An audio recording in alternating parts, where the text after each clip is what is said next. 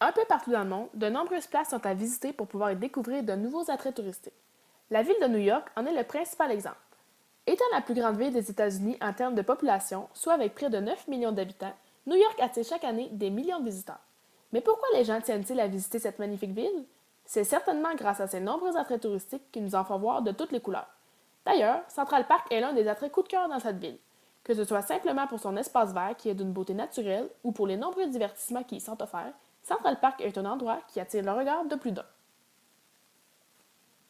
Premièrement, cet immense parc se trouve au cœur de Manhattan. Il est délimité par la 110e rue au nord, la 8e avenue à l'ouest, la 59e rue au sud et la 5e avenue à l'est. Achevé en 1873, après 13 années de construction, d'après les plans de Frederick Law Olmsted ainsi que Calvert Vaux, Central Park est un lieu où il fait bon d'y marcher, d'y courir ou même d'y pédaler. D'ailleurs, c'est depuis ce temps que ce site est reconnu comme une oasis de verdure au milieu de la forêt de gratte-ciel de Manhattan. Bien que celui-ci ait été aménagé et transformé, vous y retrouverez tout de même des parties de nature sauvage. Avec un nombre approximatif de 37,5 millions de visiteurs chaque année, on peut dire que Central Park est le parc le plus visité aux États-Unis. En plus d'offrir une vue hors du commun, ce site offre de nombreux attraits touristiques où il est possible de profiter du plein air. En effet, le parc contient plusieurs lacs artificiels, deux pistes de patinage sur glace, plusieurs chemins piétonniers, dont une route de 9,7 km de long qui est peu fréquentée par les automobilistes, servant principalement aux piétons, cyclistes, adeptes de rollers et même aux coureurs de fond. Ensuite, une zone de protection de la vie sauvage est aussi aménagée sur les lieux, ainsi que quelques pelouses pour pratiquer des sports et des jeux de plein air. L'endroit est aussi considéré comme un sanctuaire pour les oiseaux migrateurs où de nombreux observateurs viennent les découvrir. Maintenant, parlons un peu de son histoire. Central Park est le premier parc public à avoir été aménagé dans une grande ville américaine.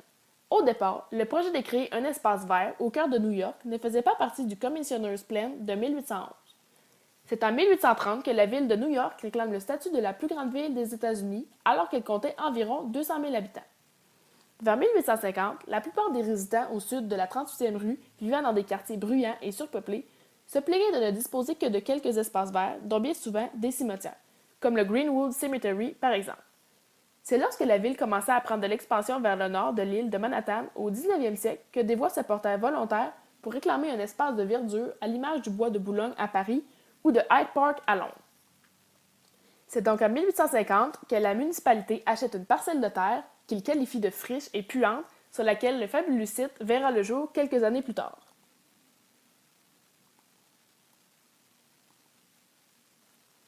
Bien sûr, comme dans tout bon projet, quelques petits obstacles de parcours ont fait surface, mais malgré tout, la construction de Central Park fut terminée en 1873 et de nombreux visiteurs le visitent depuis ce jour. Mais pourquoi visiter cet espace vert qui peut sembler si banal?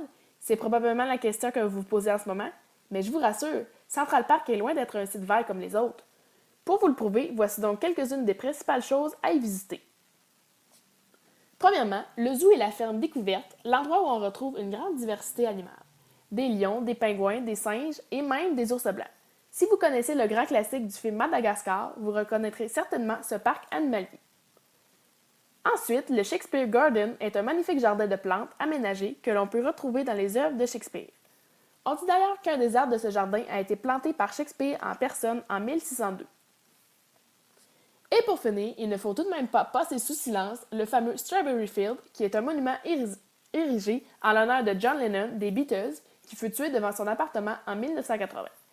Ce monument qui symbolise la paix a été inauguré à un endroit qu'il fréquentait souvent dans Central Park. Chaque jour, ses fans s'arrêtent y déposer des fleurs, des poèmes et des bougies pour lui rendre hommage. Bien évidemment, de nombreuses autres choses sont à voir dans Central Park, mais en résumé, cet espace vert est un lieu que nous devons tous visiter au moins une fois dans notre vie. Par chance, c'est ce que nous ferons lors de notre voyage aux États-Unis en mai 2017. Merci pour votre écoute et à bientôt!